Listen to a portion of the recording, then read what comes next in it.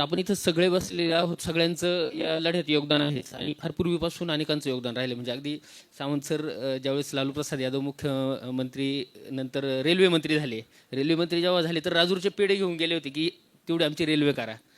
असंच प्रत्येकाचं योगदान राहिलंय. तर आता पुन्हा घेऊन जाऊया.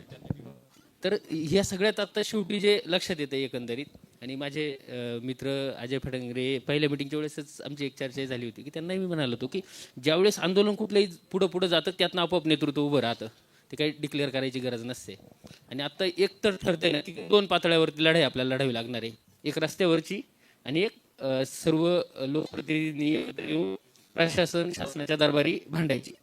आणि या दोन लढाईमध्ये आता अगोदर माजी खासदार साहेब लोखंडे साहेबही बोलले आणि योगायोगानं तेच खासदार वागचौरे साहेबही आत्ता बोलले की या दोन लढाईंमध्ये या समन्वयाच्या पातळीवरच्या लढाईचं नेतृत्व सतीशदादा करतायत हे लक्षातच आले सर्वांच्या, आणि त्यास काही डिक्लेअर करायची गरज नाही पडत आहे. आणि रस्त्यावरच्या लढाईचं नेतृत्व कॉम्रेड डॉक्टर अजित नवले साहेबांनी मोठ्या ताकदीनं पुढे चालवलं आपण संगमनेरमध्ये हे बघितलं. आणि शरददादा जे म्हणाले बोलताना की आंदोलन कुणी करावं, मराठवाड्यातल्या लोकांनी किंवा काय, तर अकोल्यातल्या लोकांनी आंदोलन करावं असं मी नेहमी म्हणतो.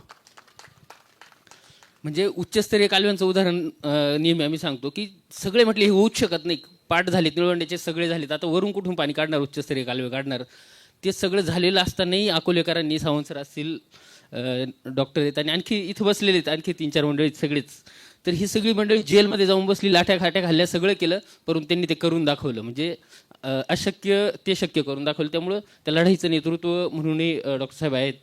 ही सगळी लढाई नेताना तुम्ही ते म्हणालच, परंतु कॉम्रेड उगले साहेब आमचे वारंवार सांगत असतात बाबा की कुठलीही लढाई पुढे नेताना कुठे असावं लागतो आणि कुणीतरी ते पुढे न्यावं लागतं.